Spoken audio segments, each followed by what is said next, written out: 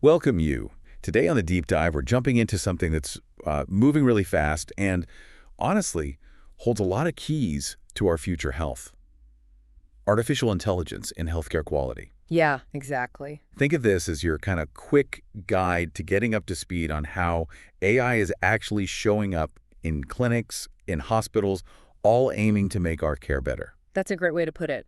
We've been looking through a pretty comprehensive review, actually. It covers how AI specifically, things like convolutional and recurrent neural Great, networks, this smart image and sequence analysis stuff. precisely how those are being integrated across the board, diagnostics, surgery, even, personalizing treatments for individuals. Right.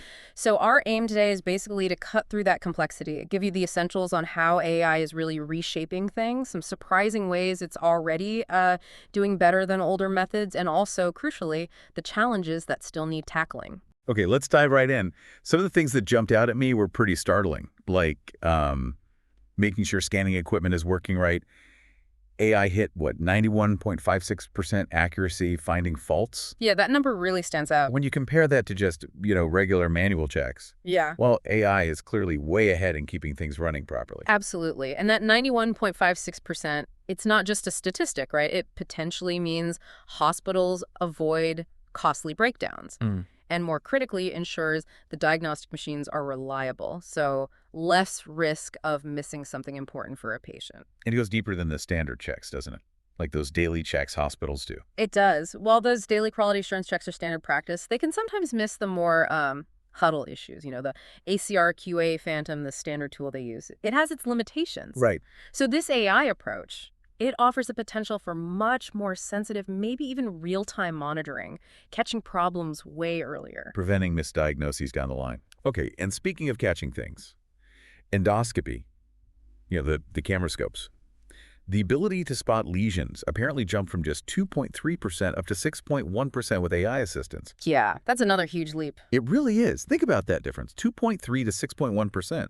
That feels like a fundamental shift. Could AI be the key to finding those really early stage things that might otherwise get missed? It certainly suggests that early detection is so often the critical factor, especially in things like, say, gastric cancer. The fact that AI can significantly boost the detection rate for early upper GI problems, that's a potential game changer. It could mean earlier treatment, better outcomes. Even if you're not at a big specialist center. Potentially, yeah. Even for less experienced doctors or in smaller hospitals. But it's not just finding things, right? It's Yeah. about understanding them. Like figuring out how serious a gastric cancer is, how deep it's grown.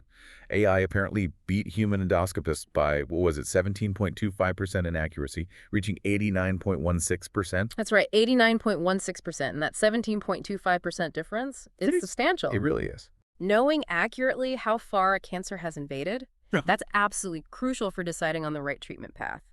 Conventional endoscopy, well, it can be a bit subjective sometimes, relies heavily on experience. Sure. This AI offers a more objective, more precise assessment that could lead to much more tailored, effective treatments for people with cancers in the esophagus, stomach, colon. Yeah, not a small difference at all. hmm Okay, moving into pathology, examining tissue samples. The precision seems to continue there. AI reaching 93.2% accuracy, pinpointing out-of-focus bits on slides. hmm And being great at counting specific immune cells, lymphocytes, with a score of 0.94. That sounds like it could really speed things up in the lab, give doctors more reliable info. It definitely could. Those whole slide imaging scanners, they create digital versions of tissue samples. Right. Well, even with autofocus, they can sometimes produce blurry patches. Finding those, especially tiny ones, manually, it's time-consuming, inefficient. Sorry. So AI automatically detecting and classifying these out-of-focus regions, even really small ones, it saves pathologists a huge amount of time. And similarly, with cell counting, like those lymphocytes, getting an accurate count is vital for understanding cancer behavior, predicting treatment response.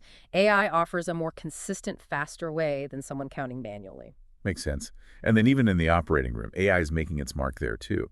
Over 81% accuracy understanding surgical steps and over 95% assessing surgeon skill. How's that working? Yeah, AI in surgery is, well, it's multifaceted. Hmm, Systems that recognize the different stages of an operation. They could potentially feed surgeons useful info right when they need it. like context-aware help. Exactly. And the skill assessment tools, they offer objective feedback on technique. That's incredibly valuable for training new surgeons, maintaining high Okay. standards. Like a silent expert observer? Sort of, yeah. Providing insights, maybe even in real time. Okay. And finally, personalized treatment seems less like sci-fi now, with AI-powered wearables and automatic medication delivery systems coming online. Precisely. That ability to continuously monitor your vitals, maybe blood sugar, heart rate, using sensors, Hmm. and then have AI analyze that data to adjust treatments in real time, that opens up really exciting possibilities for care that's much more personalized and hopefully more effective. So like managing chronic pain better or... Or optimizing nutrition for someone on tube feeding. Yeah, Yeah. all tailored to your specific body's needs at that moment. Okay, this all sounds incredibly promising. But the review also flags some key things we still need to figure out, right? Like data sharing between systems, ethical Yeah, guidelines. absolutely. Those are critical We pieces. should definitely get into those. But first, let's really unpack how AI is impacting each area, starting with diagnostics. Sounds good. Okay, so AI in diagnostics. The big picture seems to be aiming for better accuracy, more efficiency. Mm. Things like radiology, endoscopy, pathology, Yeah. making things smoother, less variable. That's the core idea, yeah. Streamlining workflows, Yeah, I love reducing that. diagnostic variability. So let's kick off with radiology. One of the first things mentioned was vetting imaging referrals. Why is that such a focus? Well, it turns out a pretty significant chunk of imaging requests from primary care docs, the review cited around 26% are considered, well, not strictly necessary. 26%. Wow. Yeah. Things like a brain CT for a longstanding headache, or maybe an MRI for very recent back pain in many cases. Right. And it's not just about unnecessary radiation exposure, especially with CTs. It adds costs, increases workload in radiology departments. Causing delays for others. Exactly. Delays for people who genuinely need those scans. So what's AI doing to help ensure the right scans get ordered? Well, they've developed AI models, both the more traditional types and these deep neural networks, to analyze requests, say, for lower back MRIs. Okay. They classify them as either likely indicated or not likely indicated. And what's really interesting, in one study, these AI models actually did a better job categorizing these referrals than 8 human radiologists. Better than the radiologist. And in that specific task, yes. And similarly, there's a tool called XRefer. It's a clinical decision support tool for brain CT referrals. Using it significantly improved the consistency between experts on whether a scan was justified, almost doubled their agreement level compared to not using the tool. That sounds like a really practical way to guide doctors towards the right tests. Mhm. Okay, another area in radiology, automated image quality assessment. We all want the clear scans, obviously, but how is AI improving that? Exactly. So while hospitals have those standard daily checks for equipment, The QA checks. right, they might miss subtle things. That ACRQA Phantom, the test object for MRI machines, it has its limits in finding issues within specific parts of the scanner, like individual coil elements. Okay. So CNN models, those image analysis AIs have stepped in. They achieved over 91% accuracy identifying scanner faults. That's not just more accurate than the traditional phantom tests. It also opens the door to potentially monitoring quality in real time.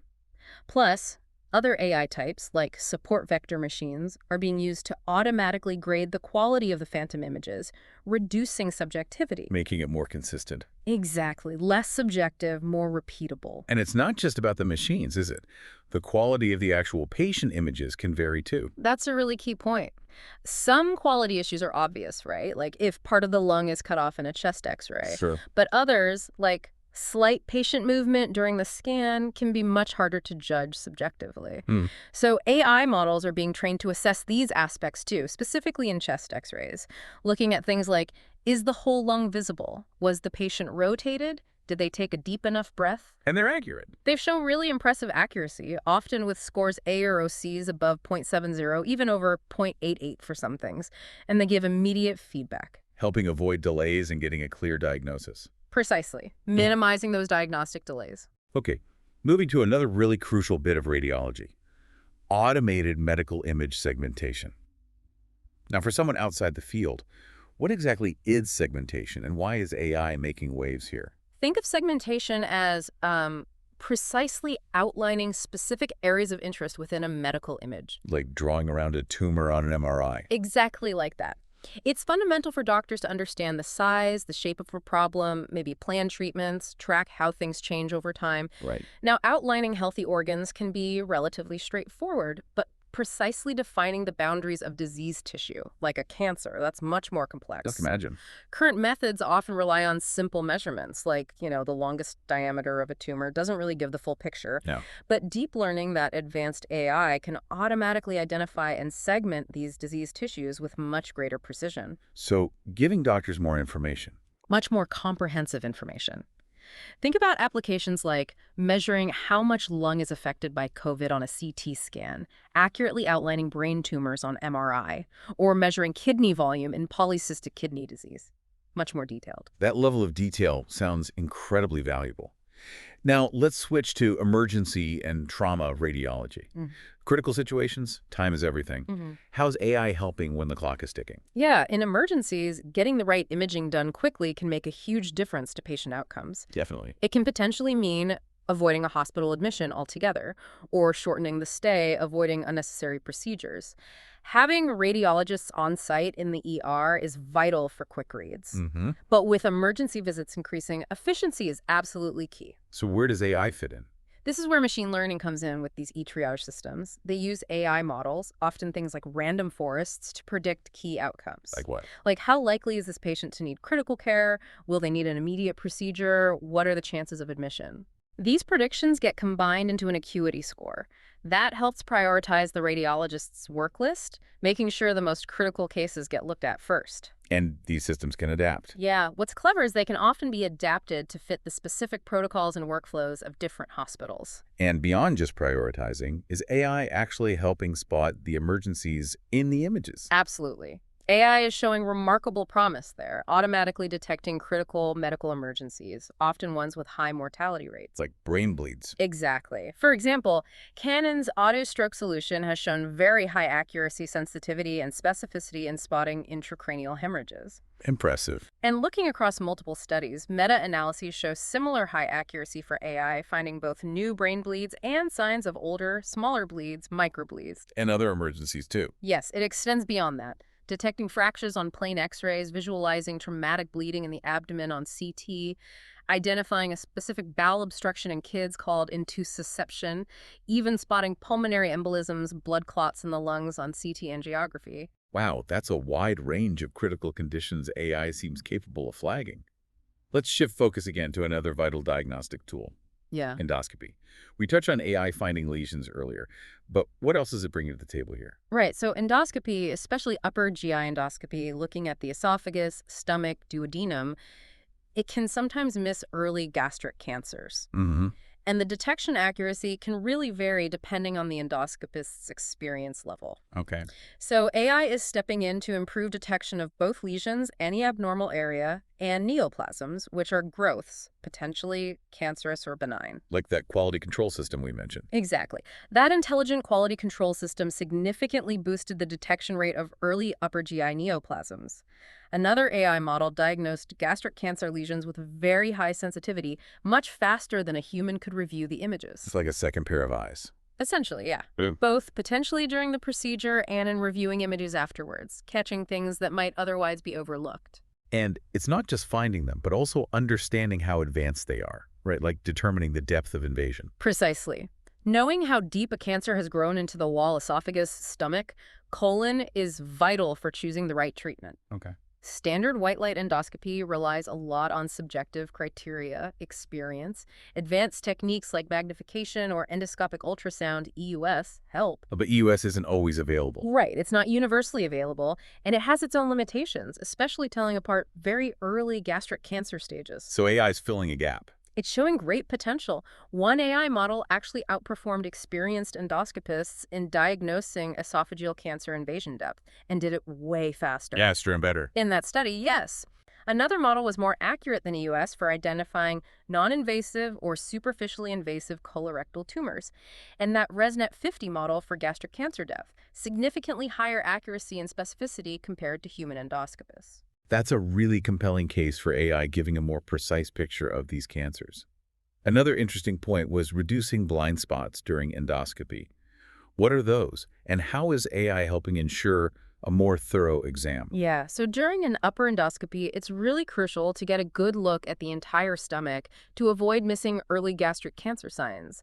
Guidelines recommend taking at least 22 photos covering all the key areas. Okay. But for various reasons, endoscopists might unintentionally miss certain regions. These are the blind spots. Like where specifically? Can be the very top of the stomach, cardia, parts of the outer curve, the back wall, the pyloric area near the exit. Tricky spots. Right. So AI systems, those CNNs again, can be trained to classify the images coming from the scope, identifying which part of the stomach is being viewed, even down to specific subregions. And what does it do with that information? It can build a map as the procedure happens Yep. and potentially alert the doctor in real time if it seems like an area hasn't been properly visualized. Like a real-time quality check. Exactly, helping ensure a more complete exam. And it can also analyze all the images afterward to quickly tell if the exam was comprehensive or if areas were likely missed. Clever. And similar things for colonoscopy. Sort of. For colonoscopy, ensuring the bowel prep, the cleaning out beforehand, is adequate is critical. AI models are being used to quickly and accurately assess the cleanliness based on standard scales, like the Boston Bowel Prep scale. Ensuring a better view for the doc? Right, a better foundation for the examination. So it's acting like a safety net. But the review also mentioned challenges, particularly misclassification, like false negatives. AI missing something that is actually there. That sounds serious. It is, absolutely. While AI is promising, it's crucial to remember it's not infallible. False negatives misdiagnosing a cancer as non-cancerous can have severe consequences. Delayed treatment, disease progression. Yeah. The review highlighted a model that did miss some lesions, and often they were the very subtle, slightly depressed types that are tough even for experts to spot. Another model, while generally good at staging early gastric cancer, struggled with certain tumor cell types, similar to limitations seen with traditional methods like EUS. So more work needed there. Definitely. It underscores the need for continuous refinement of these AI systems, especially for complex, nuanced cases. One factor could be the training data itself, often static images, rather than the dynamic video doctors actually see. Right. AI only learns what it's shown. Yeah. Okay, let's shift to pathology now. Another area where AI seems to be making really significant contributions to quality. First up was detecting out-of-focus areas on digital slides. Why is that important? So when pathology slides get digitized by those whole slide scanners, even with autofocus, some regions can still end up blurry, and those blurry bits can make an accurate diagnosis really difficult. I can see that. Detecting these out-of-focus regions, especially if they're small and localized manually, it's tough. And reviewing a whole massive digital slide again or rescanning after a pathologist has started, it's just inefficient. Waste time. Big time. So AI systems have been developed to automatically pinpoint and classify these blurry regions, even tiny ones. And they show strong agreement with how pathologists would grade the focus. Helps reduce those focus-related problems significantly. So, improving the clarity of the information the pathologist uses, another key area. Automated cell quantification counting specific cells. What kinds of cells and why is accurate counting so vital? Accurate cell counting is crucial in many parts of pathology. Take invasive breast cancer, for example. Counting mitotic figure cells actively dividing in the most active tumor area helps determine the cancer's grade, how aggressive it is. Right. But there can be variability between pathologists in choosing that hot spot and in the actual count. Subjectivity again. Exactly. So AI can help standardize this. One CNN model can pre-select a specific 2 millimeter squared area for counting, leading to better agreement between pathologists. Great. Other AI models can create mitosis probability maps or just directly count the dividing cells automatically with pretty good accuracy. And other cell types. Yeah. Like immune cells. Yes. Counting tumor-infiltrating lymphocytes immune cells within the tumor is important for understanding the immune response and predicting response to immunotherapy. AI models are getting good at accurately quantifying these, again, agreeing well with pathologists, even for very specific cells like Paneth cells in the small intestine linked to Crohn's disease. AI is being used for efficient, accurate counting, showing potential as a biomarker to track disease course, faster and potentially more consistent than manual. That detail and consistency sounds incredibly valuable, not just for diagnosis, but maybe research too. The review also mentioned AI linking the tissue's appearance morphology to its underlying molecular or genetic profile. Sounds like a step towards personalized medicine. Absolutely. Oncology is increasingly using molecular and genetic info to guide treatment. For instance, knowing if a tumor has issues with DNA repair called mismatch repair deficiency, or MSI. Mm-hmm. That's important for diagnosing Lynch syndrome and predicting response to immunotherapy. Standard molecular tests are great, but they can be costly, not always available everywhere. Right. But the standard H&E stain, the routine way slides are prepared, it reveals a lot about cell structure. So AI models are being developed to analyze these routine slides and predict molecular features. Like predicting MSI status from the H&E slide. Exactly. One AI system, MSINet, did this for colorectal cancer, actually outperformed human experts in a reader study and could potentially cut down the need for confirmatory molecular tests significantly. Wow. Other models are predicting specific gene mutations in lung and liver cancer directly from the images. Now, they might not be perfect replacements for direct genetic tests yet. But useful for screening. Very possibly. Valuable for initial screening, identifying patients who might most benefit from more specific, maybe expensive genetic testing, especially for rarer mutations. Making personalized medicine potentially more accessible. Okay, and finally under pathology. Prognosis prediction. Helping doctors understand the likely course of a disease. Yeah, predicting the risk of cancer coming back or the risk of death. That's crucial for treatment decisions, like, should this early-stage colon cancer patient get chemo after surgery? How aggressive should treatment be for advanced cancer? Right, those are huge decisions. Traditionally, we use cancer stage, histology, how cells look, but AI is helping extract more prognostic info from pathology images. Like what kind of info? Things like the immune cells within a lung tumor, or how the genetic material is organized in cancer cells, or even features of the tissue around the tumor. Not just the tumor itself. Exactly. One AI system looked at non-tumor features in colorectal cancer tissue and found they were independent predictors of survival and recurrence. Interesting. Another combined different neural networks to predict 5-year outcomes in colorectal cancer from just a tiny tissue spot, outperforming visual assessment.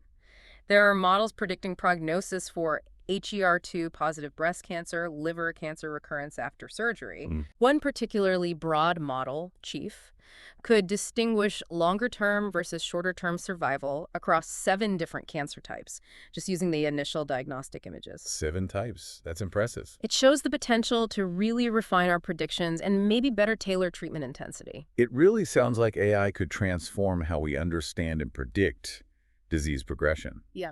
Now, the review also looked at making AI in pathology more efficient, affordable, user-friendly. Yeah. What were the key approaches there? Yeah, a big hurdle is getting enough accurately labeled digital slides for training. Labeling takes expert pathologist time, which is expensive. Right. So researchers are exploring semi-supervised learning. The AI learns from a small set of labeled images, but also uses a large pool of unlabeled images to improve. Learning from less labeled data. Exactly. Techniques like the mean teacher architecture have shown they can match fully supervised performance in recognizing colorectal cancer, potentially saving huge amounts of labeling effort. Wow. Other methods involve clustering similar unlabeled images first, then using a few labels to guide the AI, or models that try to figure out how reliable the unlabeled data is before using it. And making it more affordable and usable. A really interesting development is the augmented reality microscope, or ARM. Augmented reality on a microscope. Yeah. It overlays AI-generated info directly into the pathologist's view through the eyepiece in real time. So no need for a whole new digital scanning system. Precisely. Works with existing microscopes, potentially much lower cost. It can highlight tumor boundaries, measure metastases, count cells, all overlaid. That sounds very practical. And another big push is integrating natural language processing. Systems like PathChat let pathologists ask questions about a slide in plain English and get AI insights back. Makes AI much more interactive, accessible. Lowering the barrier to using these tools. The last pathology point was about clinical validation, specifically a tool called AIM-H for scoring liver disease in trials. What did we learn from seeing it used in practice? Right. AIM-H was developed to standardize how pathologists score liver biopsies in trials for MASH, a liver disease. It's been used on thousands of biopsies across many international trials. Okay. And the results were pretty compelling. It showed superior accuracy compared to manual scoring for key disease features like inflammation and liver cell ballooning, and for the overall composite scores used in these trials. Better than manual scoring. For those specific endpoints, yes. And it was non-inferior basically just as good for assessing fat and scarring. Importantly, it was much more repeatable. Are consistent. Much more consistent than individual pathologists reading the same slide at different times, and also showed better agreement between different labs compared to typical pathologist variability. And did it impact the trial results? It often reproduced or even enhanced the primary findings. In some cases, it identified statistically significant treatment effects that might have been missed by manual assessment alone. It really highlights the potential for AI like this to standardize assessments, reduce variability, and provide more reliable results in clinical trials. That's a powerful example of AI moving from development into real clinical research use. Okay, let's shift gears again. AI in treatment, specifically surgery. Sounds like it's helping surgeons during operations and also anesthetists monitoring patients. Let's start with the surgeon side, recognizing anatomical structures. Why is that so important? Well, unfortunately, accidentally misidentifying anatomical structures during surgery accounts for a pretty significant number of complications, around 30%, according to the review. 30%, that's high. It is. So AI systems are being developed to help surgeons accurately identify structures in real time during the operation, hopefully reducing that error rate. That does work. For instance, AI models, often UNets, have been created to spot important nerves in the chest during lung cancer surgery. They've been used in surgeries, successfully recognizing key nerves with minimal lag consistently. Similarly, AI is being used to detect the recurrent laryngeal nerve during esophageal surgery, a nerve that's easily damaged with accuracy comparable to specialized surgeons, even better than general surgeons in some studies. And helping to find safe zones. Exactly, helping surgeons define safe dissection planes. Like in stomach surgery, identifying loose connective tissue, or in gallbladder removal, distinguishing safe versus dangerous zones, highlighting the gallbladder, liver, ducts. Giving them more confidence. Potentially, yes. Even in dental implant surgery, AI helps precisely map the mandibular canal in the jaw to avoid nerve damage during placement, often more accurate and way faster than doing it manually. So, like an extra layer of visual intelligence for the surgeon. Another area was surgical workflow recognition. What's that about? Think about modern operating rooms, tons of tech, right? But surgeons don't always have the right info easily accessible when they need it. Right. Context-aware systems aim to fix that.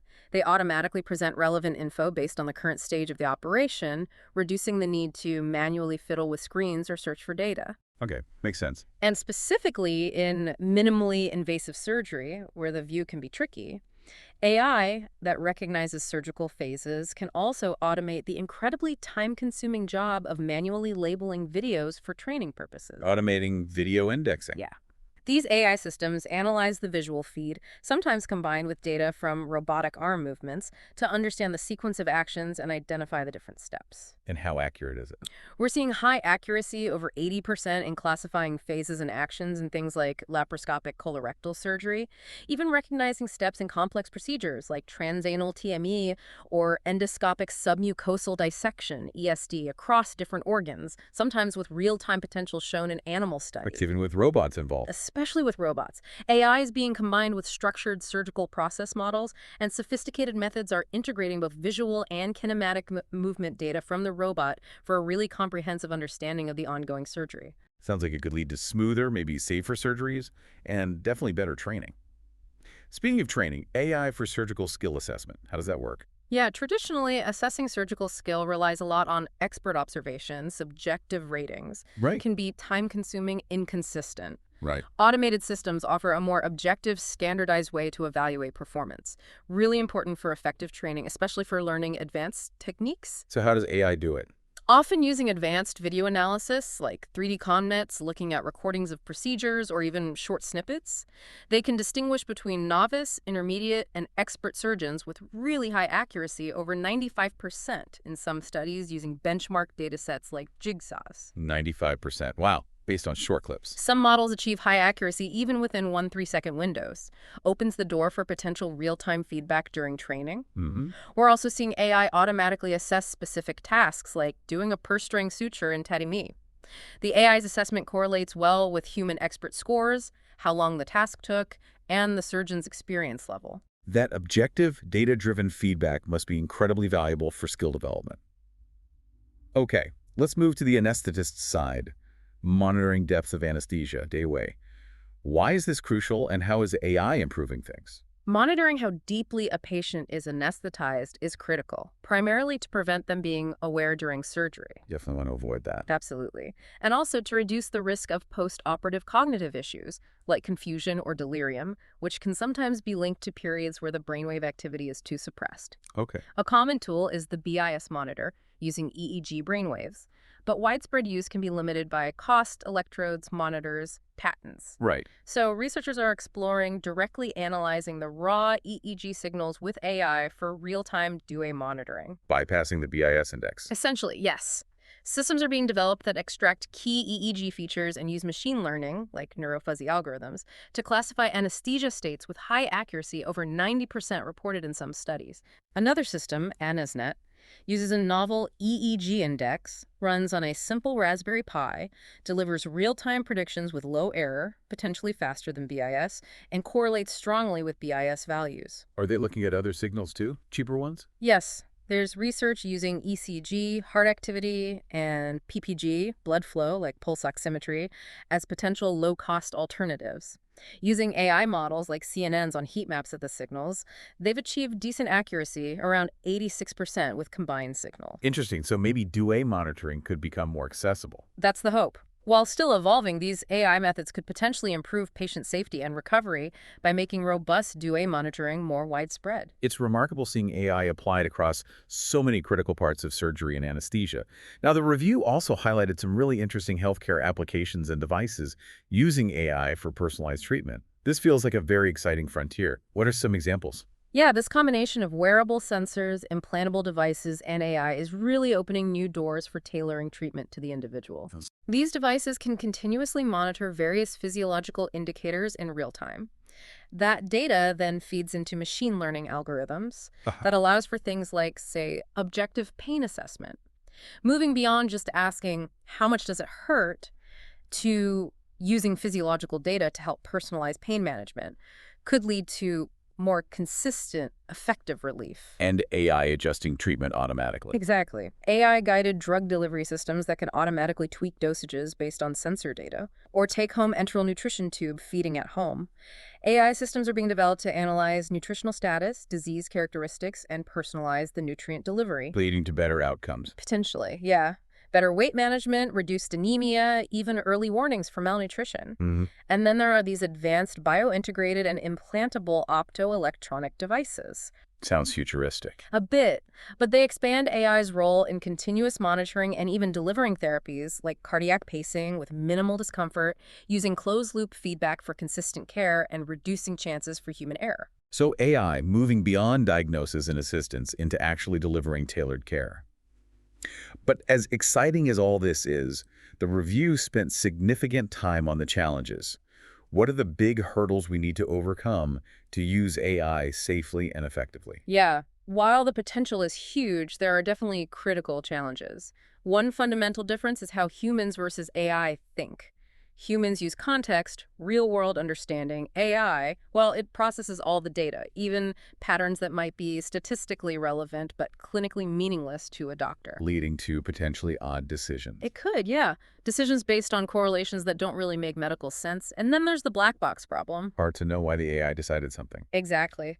Many algorithms are complex, making it hard even for experts to understand the reasoning. This lack of transparency hinders trust and makes it difficult to identify errors or biases. So what's the solution? It's multi-pronged. Developing more transparent, explainable AI, XAI. Integrating AI education into medical training. Establishing clear policies and guidelines within healthcare systems. And data issues too. Absolutely crucial. AI performance hinges on data, quality, and quantity. If the training data isn't good, isn't representative of diverse populations, the AI might not work well for everyone. Plus, healthcare changes, practices evolve, populations shift, diseases change. This data set shift can degrade AI performance over time. We need robust systems. Definitely. That means high-quality, expertly annotated data from diverse sources, multi-institutional validation to ensure generalizability, And critically, periodic retraining and ongoing monitoring of AI outputs to make sure they stay accurate and align with our values requires data sharing, collaboration. And ethical concerns. Privacy. Big ones. Yeah. Risks of hacking, data breaches, algorithms being manipulated. And with advances in things like facial recognition, genomics, maintaining patient anonymity gets harder. We need strong governance, clear regulations at the hospital level for safety, ethics, accountability. These are all really critical points. Yeah. The review also laid out some specific guidelines for AI-driven quality control. What were the key recommendations for using AI responsibly? The guidelines really hammered home the importance of starting with top-notch, standardized data. Accurate, well-labeled, consistently processed, regularly updated, Data quality first. foundational. Then, AI's role in boosting diagnostic accuracy, automated image quality checks, error detection, refining segmentation, real-time feedback. In surgery, AI's vital role in guidance, treatment planning, precise anatomical ID, real-time monitoring, error reduction, predicting treatment response, All right. also essential. Ensuring AI use complies with all ethical and legal regulations, GDPR, IPOMA, data privacy, and prioritizing explainability, XAI, and rigorous clinical validation. Continuous improvement. Absolutely key. Right. Regular evaluation, retraining with updated data, and a feedback loop with the healthcare professionals actually using the tools. And remembering it's a tool. Crucially, yes, AI should be positioned as decision support, augmenting human expertise, not replacing it. Requires proper training for professionals, usability studies. And the financial side. Can't ignore that. Careful cost-benefit analysis is needed. Implementation costs versus efficiency gains, and ultimately demonstrating a direct contribution to improved patient outcomes and overall healthcare quality. That's a really thoughtful framework for moving forward.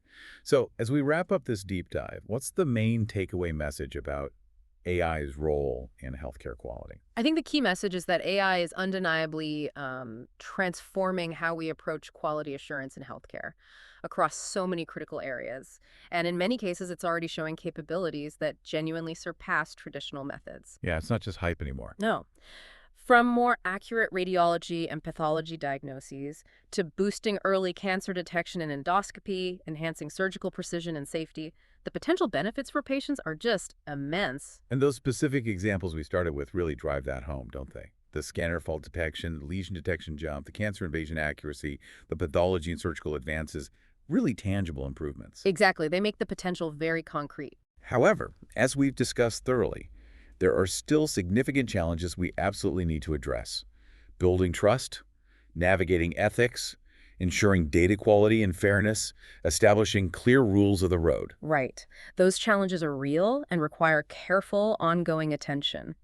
The guidelines we talked about offer a valuable roadmap for doing this responsibly. So, as you, our listener, reflect on all this, you might wonder how these AI advancements could eventually reshape your own healthcare experiences. It's definitely food for thought. Mm-hmm. The possibility of earlier, more accurate diagnoses, treatments tailored more precisely to you, maybe even a more proactive, personalized approach to staying healthy overall. It really points towards a future where healthcare could look quite different. It seems clear that close collaboration, doctors, data scientists, ethicists, policymakers is going to be absolutely essential to navigate this transformation successfully. Couldn't agree more. Interdisciplinary effort is key. So we encourage you to think about which aspect of AI in healthcare seems most promising to you, or perhaps raises the most questions, and why. And if you want to dive deeper, the research we drew on is out there, along with many other resources. Thanks for joining us for this deep dive.